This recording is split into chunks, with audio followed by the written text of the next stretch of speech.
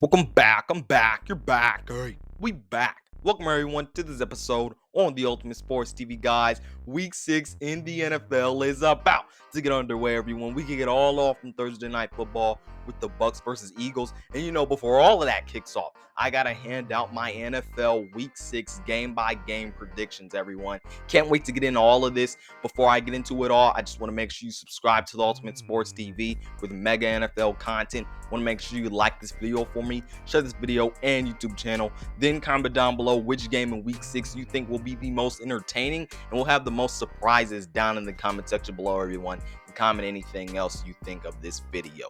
All right, everyone, now let's get into these week 6 NFL game predictions. We're obviously going to start with the Thursday Night Football game, Buccaneers versus Eagles. I'm going to take the Bucs in this one. Look, the Eagles, I think their passing defense is not a scrub pass defense by any stretch of the imagination.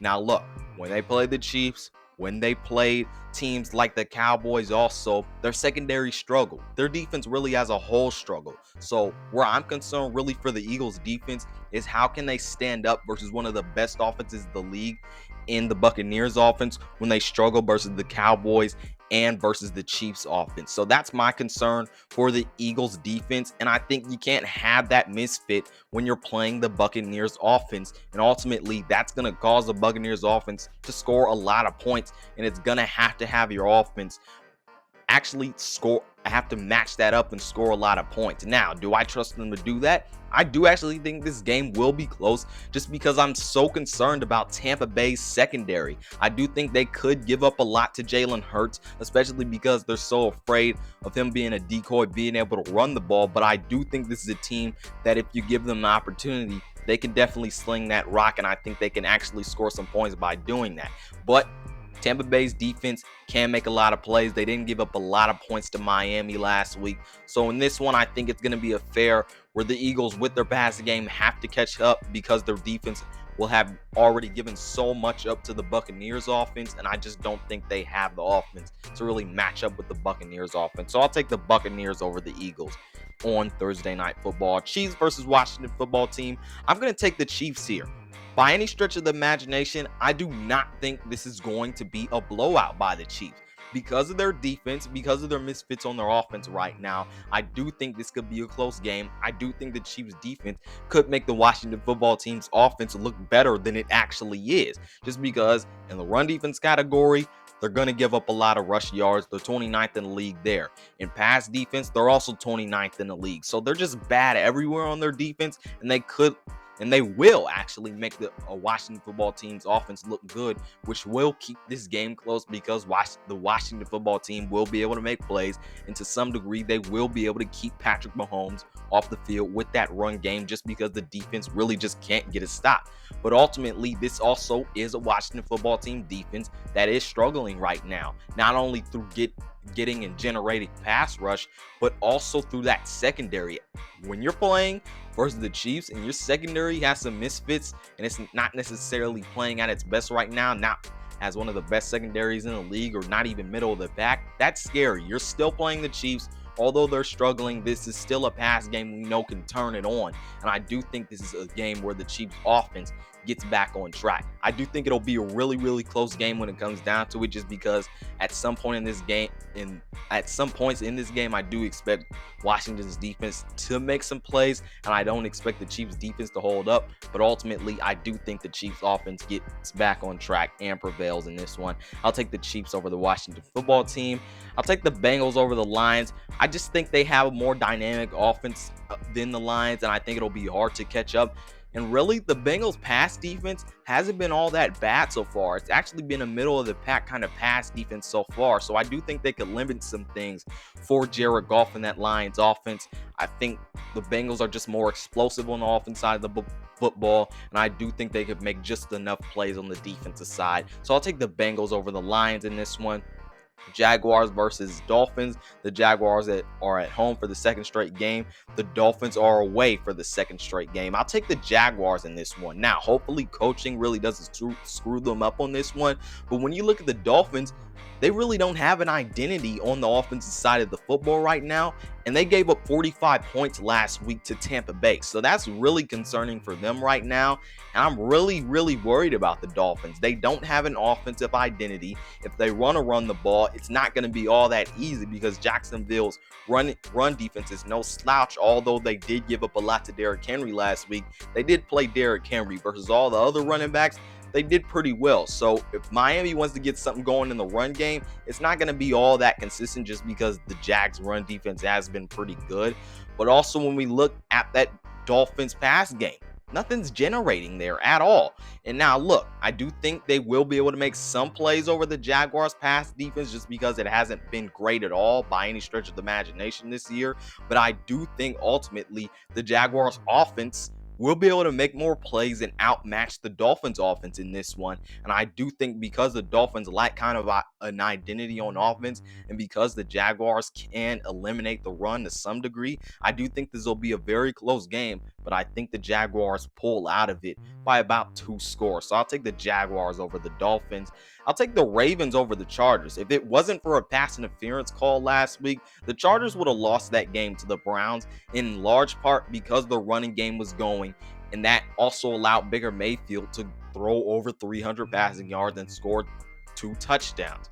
When we look at the Ravens, they're also atop of the league and one of the best rushing teams in the NFL, and they have Lamar Jackson. So they're going to kill the Chargers in the run game. But this is also a team, we saw Lamar Jackson throw over 400 yards last week. They're going to be able to duel with Justin Herbert in this Chargers passing offense. And look, this is a Chargers passing defense. It hasn't been all that great this year. It hasn't been bad, but it hasn't been absolutely great. And I don't think it's enough to stop Lamar Jackson. And I do think this is a Ravens defense that is constantly improving. And I do think they can make enough plays.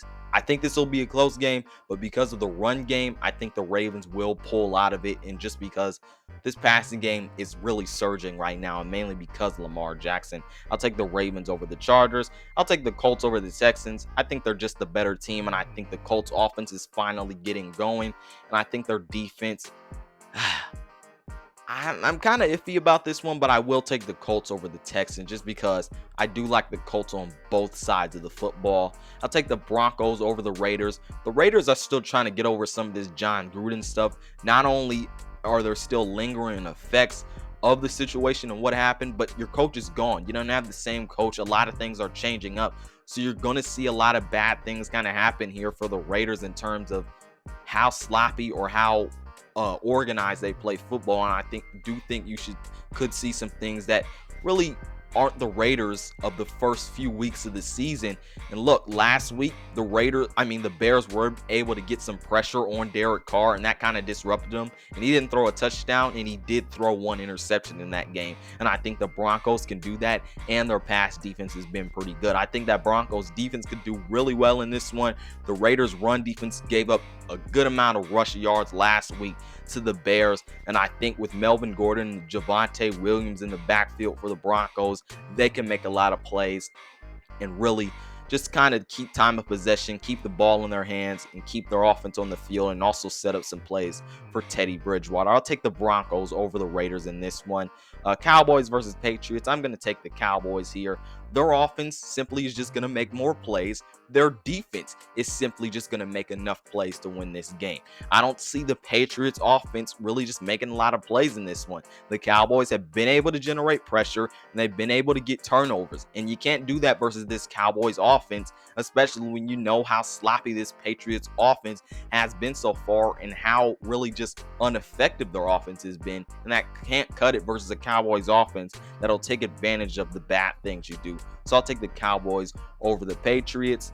I'll take the Rams over the Giants. I think this is an easy win for the Rams here. Their offense is just going to be simply more productive than the Giants here, especially because the Giants defense is going to give up a lot to this high-powered Rams offense versus a Giants defense that really just gave up a lot to the Cowboys last week. And this Look, the Giants don't have Saquon. They're really not going to be able to get the run game going. And that means Daniel Jones, whoever plays the quarterback, is probably not going to be able to get going. I'll take the Rams over the Giants in this one. They're just the better team and will make more plays.